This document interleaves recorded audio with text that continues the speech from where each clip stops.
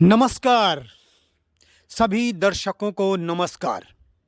मैं प्रदीप कुमार गुप्ता आप सबके मनोरंजन के लिए लेकर आया हूं कुछ नई नई कहानियां।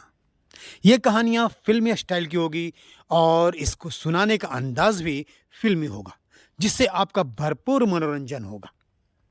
वैसे तो आप लोग रोज मोटिवेशनल और अनेक तरह की कहानियां यूट्यूब पर सुनते रहते हैं, लेकिन मेरी कहानी मनोरंजन से भरपूर होगी। सिर्फ मनोरंजन, मनोरंजन और मनोरंजन होगी। आपको बहुत ही मज़ा आएगा सुनने में।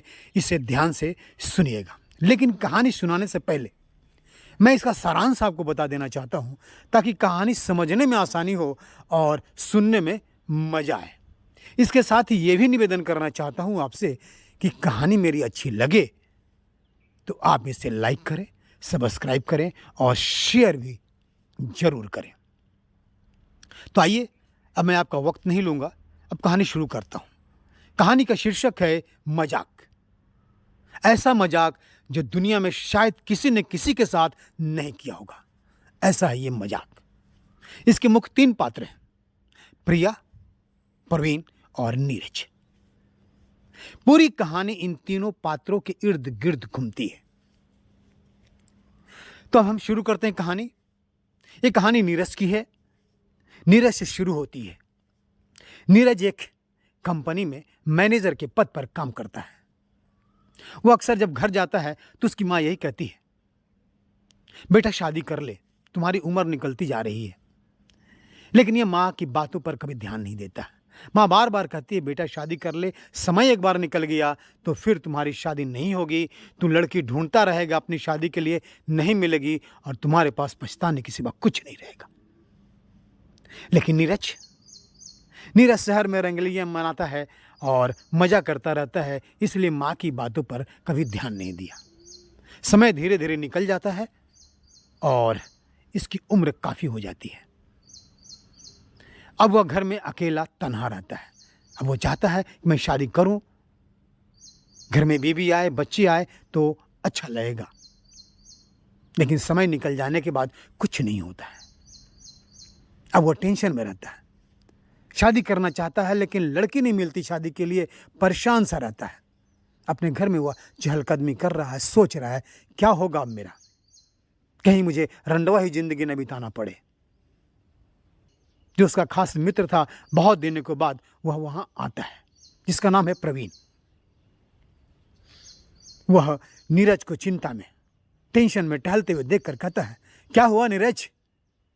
अरे क्यों इतना टेंशन में टहल रहा भाई? क्या परेशानी है तुम्हें? हाँ? तब नीरज कहता है, तू सब जानता है प्रवीण कि मैं क्यों टहल रहा हूं, क्यों टेंशन में हूं, क्या चिंता कर रहा हूं। मेरे दोस्त यार सब मुझे छोड़कर चले गए। अब मैं तन्हा अकेला इस घर में भूत की तरह पड़ा रहता हूं, जलता रहता हूं, तड़पता रहता हूं। तब प्रवीण कहता है, इसमें दोष किसका है?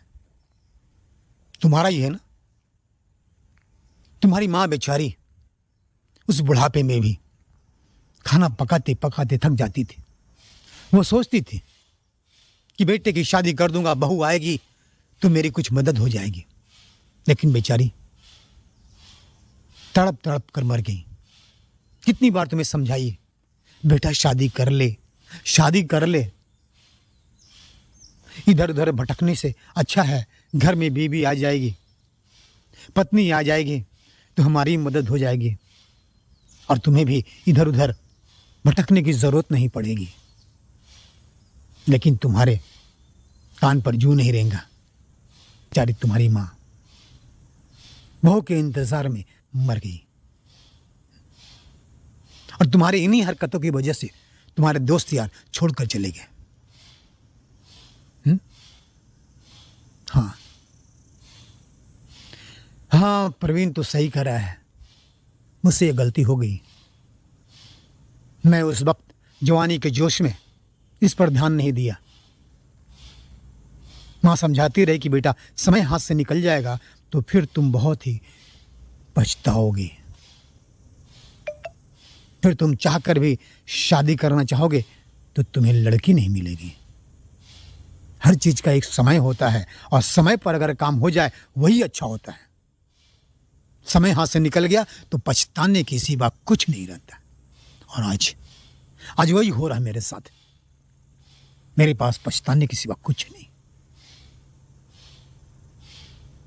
मेरे दोस्त प्रवीण, बता तू किस लिए आया?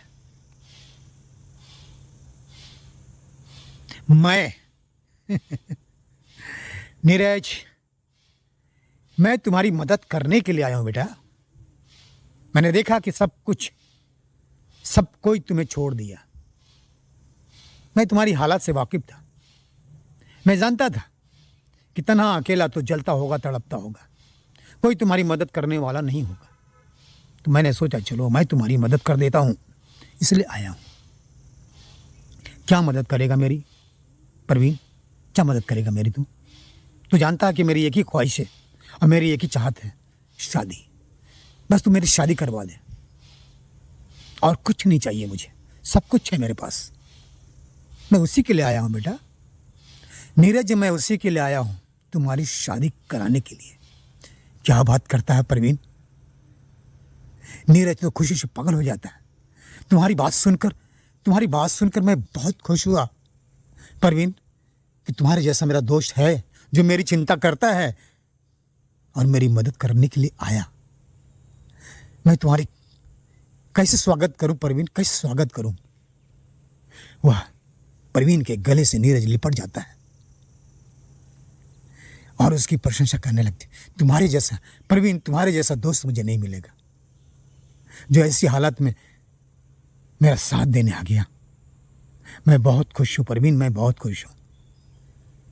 प्रवीण नीरज को हटाता है, पता है, शांत से खड़ा रहा। मैं आया हूं तुम्हारा काम करने, लेकिन कुछ बातें हैं, जरा ध्यान से सुन। मैं तुम्हारी शादी तो जरूर करवाऊंगा, लेकिन उसमें कुछ बातें हैं जो तुम्हें मानना पड़ेगा। चलो सबसे पहले तो ये मैं तुम्हें बताता हूँ कि लड़की देखना पसंद करेगा। अरे क्या बात करता है प्रवीण, दिखा ना भाई, दिखा मेरे दोस्त, वो कौन सी लड़की है जिससे तू मेरी शादी करवाना चाहता है? मैं उसे देखना चाहता हूँ। तो प्रवीण अपनी पॉकेट से मोबाइल निकालता है और उसमें एक खूबसूरत लड़की का फोटो है, वो नीरज को दिखाता है। नीरज गौर से उस फोटो को देखता है। फोटो देखते ही उसकी आंखें फटी की फटी रह जाती है।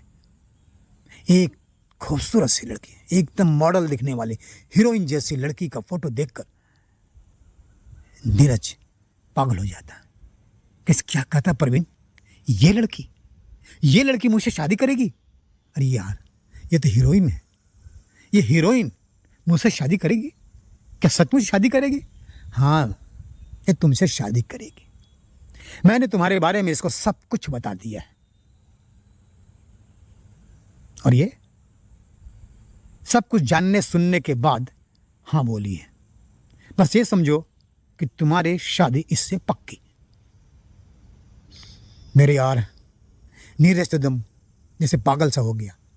इतनी सुंदर लड़की, इतनी मॉडल लड़की से उसकी शादी होने जा रही है।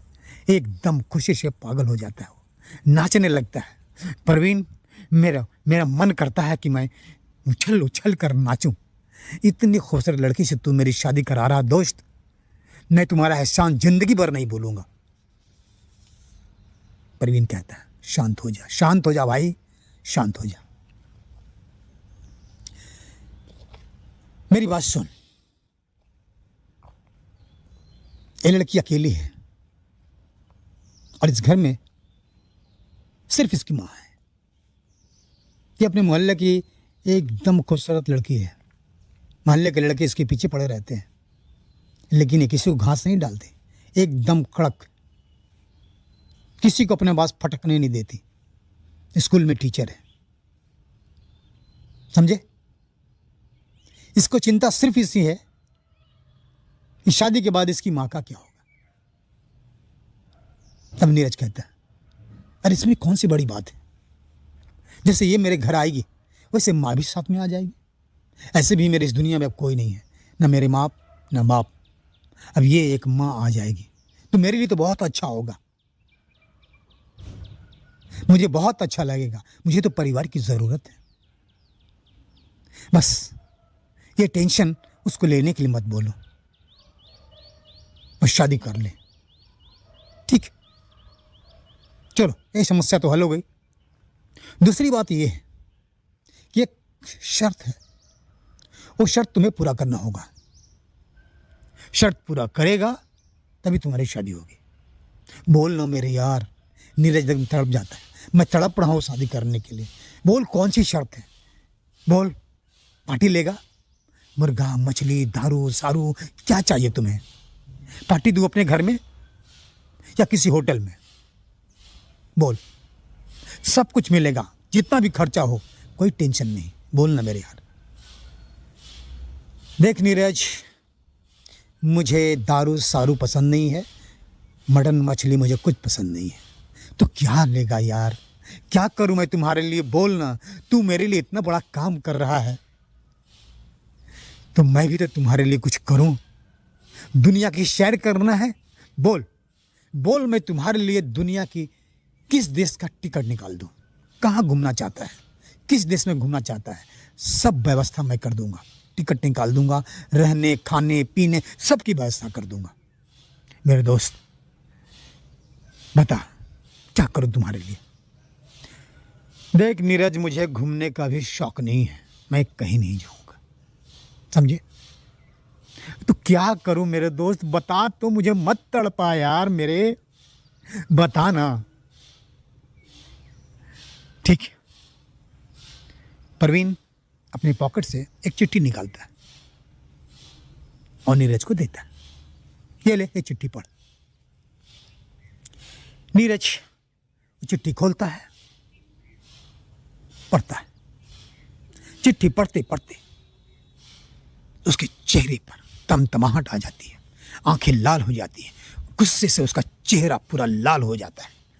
वह खा जाने वाली नजरों से परवीन की तरफ देखता है, जैसे उसको चीर फाड़ डालेगा।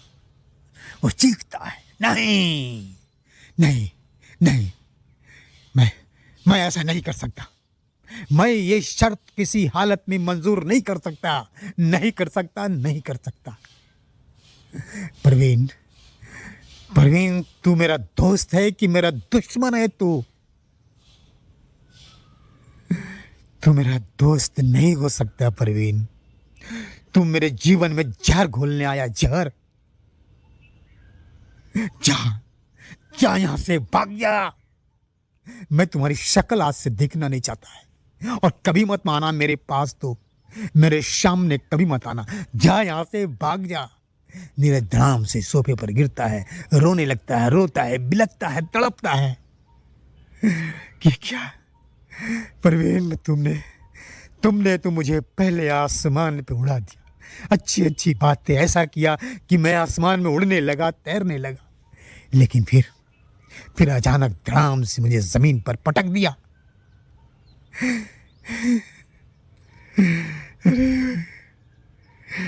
परवीन, मैं तुम्हें क्या समझा, और तो क्या निकला परवीन, क्या निकला? तू मेरा दोस्त नहीं हो सकता, तो दुश्मन है, दुश्मन। तू जा, यहां से जा। तो परवीन उसे समझाता है, देख नीरज, तू ठंडे दिमाग से सोच, ये मौका तुम्हें बार बार नहीं मिलेगा। अगर इस बार तुमने एक्सेप्ट नहीं किया तो फिर ये मौका कभी नहीं मिलेगा, और तू हमेशा हमेशा के लिए रंडवा ही रह जाएगा। तुम्हारी जिंदगी में रंडवा ही मरना लिखा है? हाँ हाँ, मैं रंडवा ही मरूंगा, चलेगा, लेकिन मैं ये शर्त कभी मंजूर नहीं कर सकता। तू जा यहां से परवीन, जा। परवीन उसे फिर समझाता, देख आखिरी बार समझा रहा हूं, अगर ये शर्त नहीं माना तो ये मौका तुम्हें फिर कभी नहीं मिलेगा। मैं जा रहा हूं, और साला तू रंडवा ही मरेगा, रंडवा ही मरेगा। परवीन चला जाता है। नीरज हताश बेहाल हालत में सोफे पर इधर से उधर करवट बदलता है, आसमान की तरफ देखकर जैसे भगवान से कह रहा है, भगवान तू जो मुझे सजा दे रहा है वो सही दे रहा है। मैंने अपने जीवन में बहुत सारी गलतियां की, अपने माँ बाप का दिल दुखाया, दोस्तों का दिल दुखाया, शायद उसी की सजा तू मुझे दे रहा है। मैं क्या करूं अब तू बता, मैं दुविधा में फंस गया हूं, अब तू ही मेरी मदद कर सकता है। बता भगवान मैं क्या करूं। मैं ये सच भी जानता कि इसके बाद मुझे फिर मौका नहीं मिलेगा, कोई मेरे पास नहीं आएगा। मैं क्या करूं, धर्म संकट में हूं भगवान, धर्म संकट में, बता मुझे, मेरी मदद कर। फिर कुछ देर ठंडा होता है, सोचता है, सोचने के बाद फिर वो इस फैसले पर पहुंच जाता है कि मुझे ये शर्त मानने के सिवा कोई रास्ता नहीं है, मुझे मंजूर करना ही होगा। और वह परवीन को आवाज देता है, परवीन ठहरो। परवीन दरवाजे के पास रुक जाता है, पलटता है, नीरज को देखता है, मुस्कुराता है और उसके पास आता है। बोल क्या सोचा तुमने? मुझे तुम्हारी शर्त मंजूर है परवीन, मैं शादी करने के लिए तैयार हूं। बहुत अच्छे नीरज, बहुत अच्छे। उसे कंधे पर हाथ रखता है, नीरज झड़क से उसके हाथ को हटा देता है। अब बहुत ही तमतमाए चेहरे से गुस्से से उसकी तरफ देखता है। परवीन मुस्कुराता है, तुमने फैसला अच्छा किया, अब सुन मेरी बात, अब बता तू शादी कब करेगा, कब करना चाहता है? नीरज गुस्से में बोलता है, अभी इसी वक्त करना चाहता हूं, करा दे मेरी शादी। नीरज हंसता है, करा दूंगा करा दूंगा, टेंशन मत ले, अब तुम्हारी टेंशन दूर करने तो मैं आया हूं। कल 3 बजे मांद्रा कोर्ट में आ जाना, वहीं तुम्हारी शादी हो जाएगी। और आना तो दूल्हा बनकर आना, और चेहरा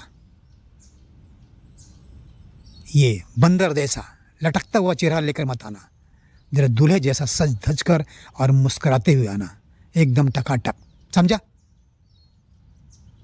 और हाँ, मेरे अकाउंट में 25,000 रुपये ट्रांसफ़र कर देना, वकील को देना है। चलो मैं जा रहा हूँ, कल मिलूँगा बांद्रा कोर्ट में 3 बजे। परवीन चला जाता है, नीरज उसे जाते हुए देखता है, फिर वह भी उठकर चला जाता है। बस कट। दोस्तों यहीं पर ये एपिसोड ख़त्म होता है और फिर मिलेंगे अगले एपिसोड में, आगे की कहानी आपको बताऊंगा। आपसे एक निवेदन है कि इसे सब्सक्राइब करें, लाइक करें और शेयर करें, ये करना आप न भूलें। धन्यवाद, आपने मेरी कहानी को गौर से सुना, इसके लिए बहुत बहुत धन्यवाद। और हम फिर मिलते हैं अगले एपिसोड में। कट।